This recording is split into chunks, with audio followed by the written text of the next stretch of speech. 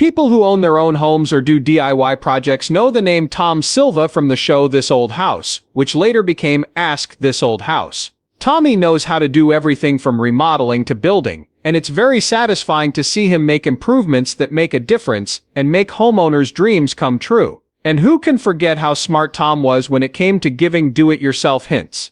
A lot of us have seen him at work since the 1980s, and many of his fans also know about his personal life. What does Tom have planned for today? Does he have any other cool things going on besides the show? Let's start to find out what really happened to Tom Silva. Let's find out who Tom Silva is first before we start. He was born in Lexington, Massachusetts, USA, on January 17, 1947. He always seemed like he was meant to be a general builder, even when he was young. It wasn't a surprise that Tom became interested in skills early on. He grew up in a family that loved doing things by hand. His dad built things, and both his mom and grandmother sewn things, so he grew up in a building-related family. He remembers following his dad around with a hammer when he was 3 or 4 years old, trying to help. He probably broke a few things along the way. During the summer, Tom loved working on houses with his dad, and because I was one of 5 boys, there was always something to do around the house. In Massachusetts, the whole family had a great time together. They made memories by making things together. Little Tommy wasn't afraid to get his hands dirty. Tom went straight into his dad's business when he got out of school. At that time, he and his brothers were very good at building things. They lived in a colonial house that was built in 1787, and one day they chose to build a shelter below it, in case of a nuclear attack. Can you picture little boys making a basement that is safe from nuclear bombs? It wasn't something they were really sure of, but they thought it was worth a shot during the Cold War, when everyone was worried about the nuclear danger. They got their hands dirty and built their own shelter, because they thought it would protect them from radiation if things got bad. Thank goodness that did not happen. The shelter that Tom and his nephew Charles built wasn't a one-time thing though. That event sparked a desire in them that will last a lifetime. They decided to take things to the next level, and started the Silva Brothers Construction Company once their basement hideout was up and running. Since Tom grew up in a family of builders, it felt natural for him to take on the part of chief on a construction site. As a child, Tom used his dad's hammer to break things. Now he is starting to work on this old house in his own way. Sticking to old ways of doing things has always been important to Tom. He's willing to try new materials and tools, but he really likes methods that have been used for a long time. Because he loves things that last, his job as a general builder is very satisfying. He also loves taking his kids for rides and showing them the houses he built many years ago. How did he become connected with this old house? He grew up next door to Russ Morris, who made the show. When he and his brother built the first set for the Victory Garden, their business Silva Brothers Construction became well known. Russ tried to get in touch with Tom at the beginning, but Tom told him he was too busy. But Russ didn't give up. He took the crew to one of Tom's job sites to talk about the work. That's when Tom became interested in TV. He loves being on the teams for This Old House and Ask This Old House. And he loves helping people by giving them his skills, techniques, and tips. It makes him feel really good when people thank him. He likes to make furniture in his garage, or go out on his boat in his free time. He was an important part of the team, and played a big role in making the show better after that. To go along with his job at the company, Tom writes for This Old House magazine and other similar magazines. The show was mostly about farming and things that happen outside. James Underwood Crockett was the host to start it off. After he died, Bob Thompson took over. The main point was to help people get better at gardening. The show has grown over the years to include new topics like potting, trimming, planting, and getting rid of pests. Also, Tom and Bob began asking other people to join them. Jamie Dury, Michael Weishen, and Roger Swain were just a few of the guests. Between 2013 and 2015, the last season aired, and then there was a break while Edible Communities worked with them. People in the US think this was one of the first gardening shows on TV. The Silva Brothers Building Company worked for 36 years, from 1975 to 2015.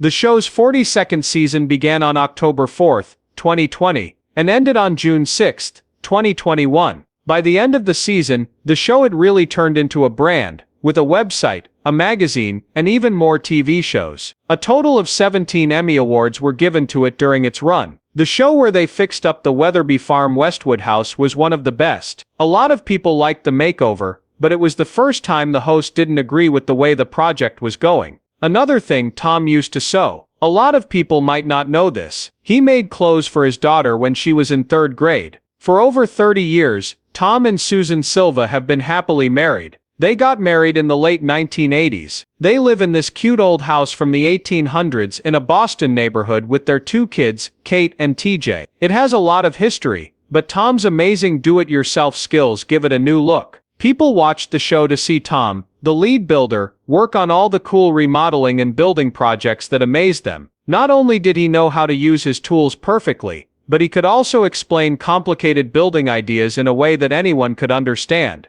DIY fans all over the world liked all the useful information and tips he gave them. That Old House and Ask That Old House teams are a lot of fun for Tom. He loves helping other people and giving them his tips and tricks whenever he can. People who come up to him to thank him make him feel like they really value the work he does. Tom became famous for his signature move, which was to take old run-down houses and turn them into works of art. One of his most famous works is Carlisle House, a home from the 1820s that needed a lot of work. Okay, Tom and his team saved the day. They fixed the base, put on a brand new roof, and found a way to bring back the old-fashioned charm. Tommy also changed the old squished plan of an arts and crafts house in Arlington into a roomy, energy-efficient haven. They fixed problems with the structure, added an extra attic, and even made some eco-friendly changes. Lexington Bed and Breakfast was one of the projects he was most proud of. It was an old bed and breakfast that needed a major makeover.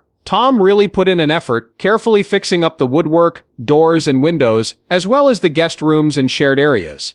On this old house, the team works on some of the tougher parts of home improvement projects that other shows skip over. As seen in one show, they can't figure out where to put the outlets in a sleek, modern kitchen with more windows than walls. "What do you do about outlets when there is no wall?" asks host O'Connor. This is because building codes say that outlets should be put every few feet. He suggests that they hide the outlets in receptacles that retract and pop up from the tabletop. This is a smart way to get around the problem. Sunil, the homeowner, doesn't like how the pop-up outlets ruin the clean look of the tabletop, but he doesn't mind. He says, "I personally wouldn't want anything on the surface, but code is code, and we have to have it." This part of the old house really shows what it's all about. They don't present it as a big fight, but as a chance for both the expert and the homeowner to learn. The show is unique because it lets experts like Eastman share their information with people all over the country. The team is always in the middle of things at this old house. They know that without them, nothing would happen. Tom has some good advice for people who want to do a full house makeover. Start out small and work your way up. He says that remodeling can be too much for anyone. Choosing one small room to work on first and finishing it is what he says. Take care of everything in that area. Repairs, painting, finishing touches, and putting furniture in the room. Put a bottle of wine on a table in the corner, shut the door, and take a step back. If the bigger renovation jobs are making you feel stressed, go into that room and enjoy it to remember why you started. He says, many people try to clean the whole house at once and get stressed out, or even worse, never finish. He also made a good point about how everyone wants the best, but their budget doesn't always allow it. Things that people don't notice, like windows, insulation, heating and cooling systems, the base, framing, and siding, should not be skimped on. In the long run, these parts save you money because they help you stay in your home longer. Tom said that even though technology has come a long way, older wood was still stronger when he talked about how current homes are built. These days, lumber comes from smaller trees that soak up water more quickly, so the trim doesn't last as long. Besides that, he talked about some better quality manufactured trims from names like Boral and Azek.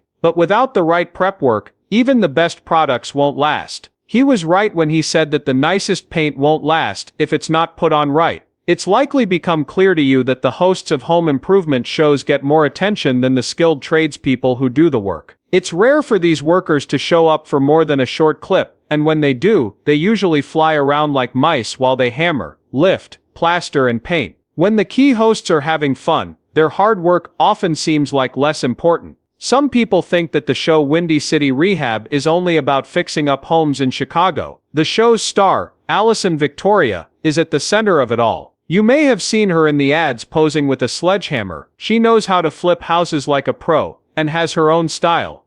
Victoria definitely has an edge in a game that most of the time is played by men. During the normal renovation montages, the construction workers don't show up very often. This style isn't just seen on Victoria's show, it's a bigger problem on home improvement TV. The lack of skilled tradespeople seen on these shows may be discouraging young people from going into those areas as careers. The United States actually has a big problem with not having enough skilled workers. The Washington Post says this is because of many things, including the long-term effects of the Great Recession, a lot of experienced workers leaving, and the fact that many high school graduates aren't interested in blue-collar jobs. People should think about how trades are shown in the media, because it might play a part in this complicated problem. Who would want to be in the background while someone else gets all the attention? On the other hand, this old house does a great job of showing off its workers, even the young trainees. This brings us to how Tom Silva became famous as the show got bigger. Let's talk about how well he did. It's no surprise that people are interested in Tom's money since some of it comes from his shows. It's important to note that he makes money in other ways too. By using his skills in different projects. Tom is still working on the show as a general builder, which makes fans happy. He became a member in 1986, and has been an important person ever since. While the team has changed some over the years, it still has the same feel. The first host was Bob Vila. In 1989, Steve Thomas took over. Steve gave Kevin O'Connor the announcing job in 2003, and he has been the host ever since. Some fans may remember Norm Abram as the master builder, but he hasn't been on the show since 2022. Tom Silva's net worth is thought to be around $2.5 million as of 2024. Throughout Tom's job, everything was going well for him. It wasn't until he faced an untimely tragedy that things changed. For the first time in its 21-year history, this old house is rebuilding a house that belongs to a member. The member is the builder Dick Silva, whose brother is Tom. The first job of this season isn't a typical renovation. A fire in Billerica, Massachusetts, on March 9, 1999, did a lot of damage to the house, and it had to be rebuilt from scratch. The show's master carpenter Norm Abrams doesn't like fire jobs, but the team thought it was important to take on this one. People saw how Tom dealt with the burned bodies in the season opener on October 2nd. Tom was moved by the event, because he had helped his brother with many home improvement jobs over the last 30 years.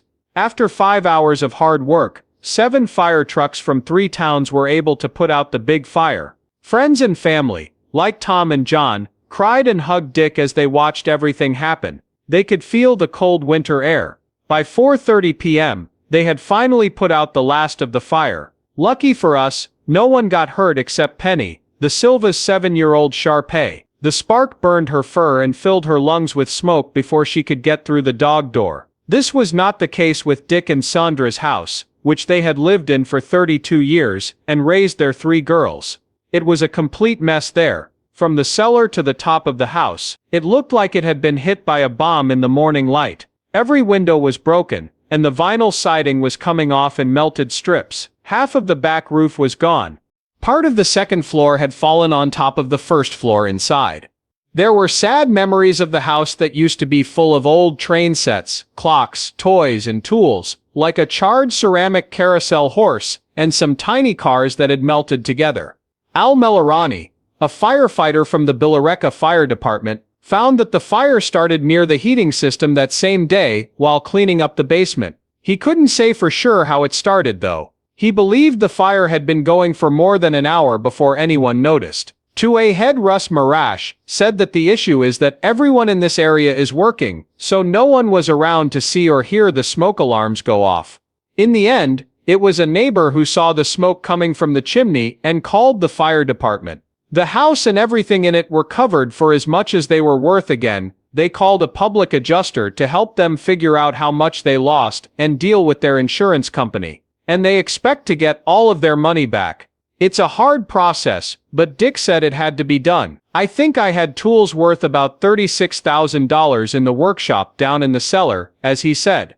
The house was taken down. They are also building a new one in a style called Folk Victorian by the show's builder Chris Dalmas. They are putting up new siding, putting on a new roof, and laying a new base. Tom has done a lot of fun projects over the years. A homeowner asked him to turn a burl into a bowl and a wooden beam into a cookie jar. He also made a baby rattle, a baseball bat, fancy table legs, and even Christmas ornaments. He also made her an engagement ring and a unique box to give it to her in. After almost 80 years, people are beginning to think that it's time for someone new to take over. Tom has made a big impression on a lot of people all over the world. No matter what he chooses, his advice and tips are always from the heart, and he has an air of charm that I can't explain.